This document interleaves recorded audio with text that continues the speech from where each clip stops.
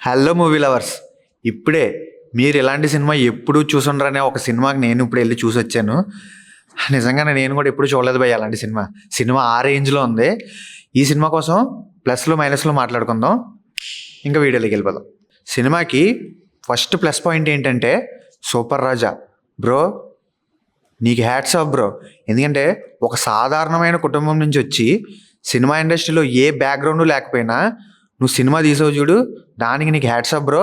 నువ్వు దానికోసం ఎంతో హార్డ్ వర్క్ చేసావు.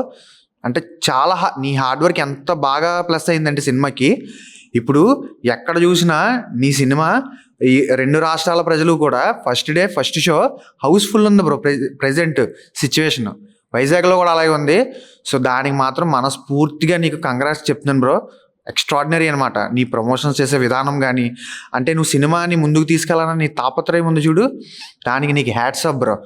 థియేటర్లో ప్రతి ఒక్కరు కూడా అసలు మామూలు రచ్చ చేయట్లేదు నీ ఎంట్రీకి. సింగిల్ షాట్ సినిమాని నువ్వు ముందు నుంచి చెప్తాను ఉన్నా బ్రో. నీ ఐడియాకి మళ్ళీ హ్యాట్స్ ఆఫ్ బ్రో. ఇకపోతే సినిమాలో మైనస్ల గురించి మాట్లాడుకుందాం. I'm very disappointed bro. ఎందుకంటే సినిమా స్టార్ట్ అయిన హాఫ్ అన్ అవర్కి థియేటర్లో నుంచి బయటికి వెళ్ళిపోతున్నారు బ్రో. ఎందుకు వెళ్ళిపోతున్నారంటే ఇప్పుడు అది నేను చెప్దామన్నా కూడా మన దాంట్లో ఎటువంటి స్పాయిలర్ లేకుండా రివ్యూ చెప్తాగా అనే ఒక పాయింట్తో నేను ఆ లైన్ ఏంటో కూడా నేను చెప్పలేకపోతున్నాను బయటికి. సో బోర్ ఫీల్ వచ్చి థియేటర్ నుంచి వెళ్ళిపోతున్నారు బ్రో. అది అస్సలు నాకు నచ్చలేదు. నేను చాలా డిసప్పాయింట్ అయ్యా ఆ ఒక్క పాయింట్లో.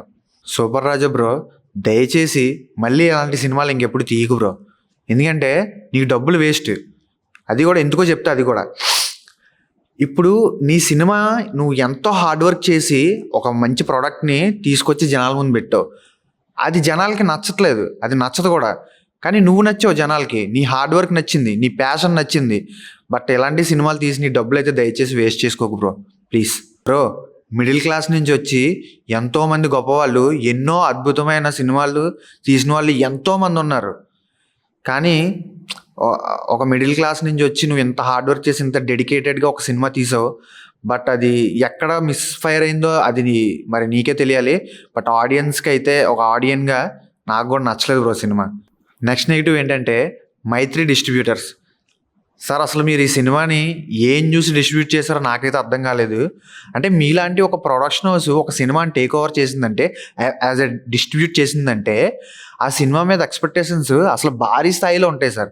ఎందుకంటే మీ ప్రీవియస్లీ చాలా సినిమాలు ఉన్నాయి. మన రీసెంట్గా పుష్ప 2, పుష్ప 1, రంగస్థలం కానీ ఇంకా చాలా ఉన్నాయి. చాలా నెక్స్ట్ లెవెల్ సినిమాలు ఉన్నాయి మీవి. సో మీలాంటి ఒక బ్యానర్స్ డిస్ట్రిబ్యూట్ చేశారంటే ఆ సినిమా చాలా హోప్ ఉంటుంది. దట్టు సూపర్ రాజా ఆయన కష్టం, ఆయన హార్డ్ వర్క్కి ఒక మంచి డిస్ట్రిబ్యూషన్ హౌస్ దొరికిందని నేను పర్సనల్గా చాలా హ్యాపీగా ఫీల్ అయ్యాను. బట్ అది అసలు అక్కడ కనపడలేదు సార్. మీరు అసలు ఏం చూసారో తెలియలేదు నాకు. కానీ ఆ సినిమాలో అంతేం లేదు సార్. అసలు చాలా డిసప్పాయింట్ చేసింది నన్ను అయితే సినిమా. నన్నే కాదు, ప్రతి ఫిలిం మేకర్ని సినిమా డిసప్పాయింట్ చేస్తుంది.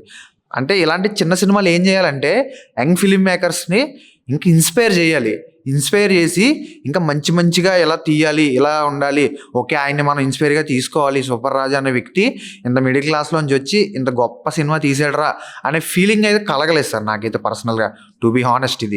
ఇది ఫ్రెండ్స్ ఓవరాల్గా సూపర్ రాజా బ్రో, నీ ఐడియా చాలా బాగుంది. బట్ నీ ఎగ్జిక్యూషన్ మాత్రం సినిమా దెబ్బైపోయింది.